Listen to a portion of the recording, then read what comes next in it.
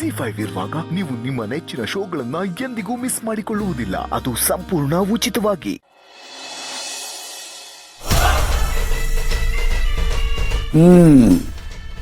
ಏನು ರಾಹು ಕೇತುಗಳು ಮತ್ತೆ ಬಂದ್ಬಿಟ್ಟಿದ್ದೀರಾ?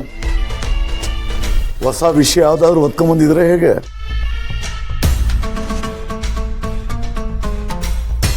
ನೋಡಿ, ಈಗಾಗಲೇ ನಾನು ನಿಮಗೆ ತುಂಬ ಸತಿ ವಾರ್ನ್ ಮಾಡಿದ್ದೇನೆ. ನಮ್ಮ ಮನೆಯವ್ರ ತಂಟೆಗೆ ಬರಬೇಡಿ, ನಿಮ್ಮ ಪಾಡಿಗೆ ನೀವು ಇದ್ಬಿಡಿ, ನಿಮ್ಮ ನೆರಳು ಕೂಡ ಅವ್ರ ಮೇಲೆ ಬೀಳಬಾರ್ದು, ನನಗೆ ಇಷ್ಟ ಆಗಲ್ಲ ಅಂತ. ಯಾವುದನ್ನು ನೀವು ಕಿವಿಮೇಲೆ ಹಾಕೊಳ್ಳೋಕೆ ತಯಾರಿಲ್ಲ ಅಲ್ವಾ? ನಾನು ಏನು ಮಾಡಿದೆ ಅಂತ ಫಸ್ಟ್ ಹೇಳಪ್ಪ. ಈಗ ಬರ್ತೀಯಾ, ಏನೋ ಹೇಳ್ತೀಯಾ, ಹೋಗ್ತೀಯ.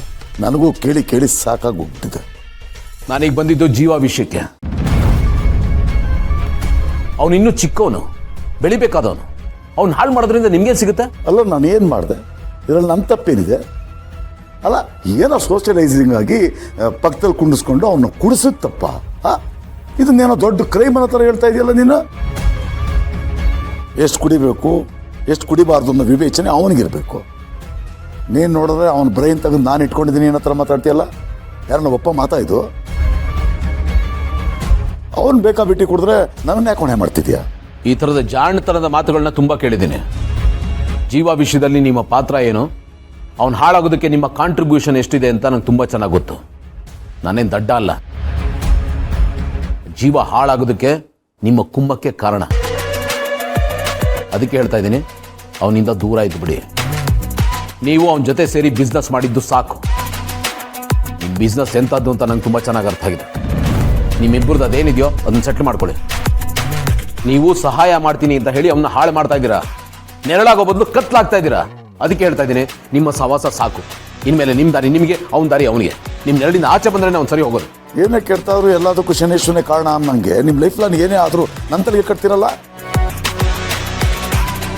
ನನಗನ್ಸುತ್ತೆ ನಿಮ್ಮ ಮನೆಯಲ್ಲಿ ಯಾರಿಗಾದ್ರೂ ಕೆಮ್ಮು ನೆಗಡಿ ಬಂದ್ಬಿಟ್ರೆ ನಾನೇ ಕಾರಣ, ಅದಕ್ಕೆ ನಾನೇ ವೈರಸ್ ತಂದು ಬಿಟ್ಟುಬಿಟ್ಟಿದ್ದೀನಿ ಅಂತ ಹೇಳ್ಬಿಡ್ತೀರಾ ಅನ್ಸುತ್ತೆ. ಸಿಲ್ಲಿ ಅನ್ಸಲ್ವಾ? ನಾನು ಹಾಳು ಮಾಡೋದಕ್ಕೆ ಅವನೇನು ಹೇಳ ಮಗುನ? ನಾನು ಹೇಳ್ದಂಗೆ ಕೇಳೋದಕ್ಕೆ ಅವನೇನು ಸೂತ್ರದ ಗೊಂಬೆನ? ಏನು ಅಂತ ಮಾತಾಡ್ತೀನಿ ನೀನು? ಮಾತ್ಕೊಂದು ಅರ್ಥ ಬೇಡವಾ? ಏನೋ ಟೆನ್ಷನ್ ಆದಾಗೆಲ್ಲ ಬಂದ್ಬಿಟ್ಟು ಏನೋ ಒಂದು ಬಾಯಿಗೆ ಬಂದಂಗೆ ಹೇಳ್ಬಿಡೋದು. ನಾನು ಡೈಲಿ ಕುಡಿತೀನಿ, ಆರಾಮಾಗಿಲ್ವಾ? ಈಗ ನೀನೇ ಹೇಳು, ತಪ್ಪು ಅವಂದ ನಂದ?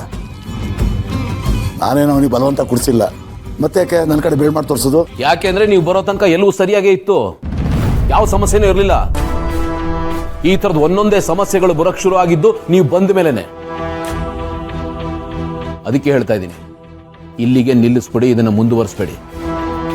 ಸ್ವಲ್ಪ ಹೆಚ್ಚು ಕಡಿಮೆ ಆಗಿದ್ದಿದ್ರು ನಾನು ನನ್ನ ಅತ್ತೆ ಮಾವನ ಕಳ್ಕೊತಾ ಇದ್ದೆ. ಹಾಗೇನಾದ್ರೂ ಒಂದ್ ವೇಳೆ ಆಗಿದ್ದಿದ್ರೆ ನನ್ನ ರಿಯಾಕ್ಷನ್ ಬೇರೆ ಥರ ಇರ್ತಾ ಇತ್ತು. ನಾನು ನಿಮ್ಮನ್ನು ಕ್ಷಮಿಸೋ ಪ್ರಶ್ನೆನೇ ಇರ್ತಾ ಇರಲಿಲ್ಲ.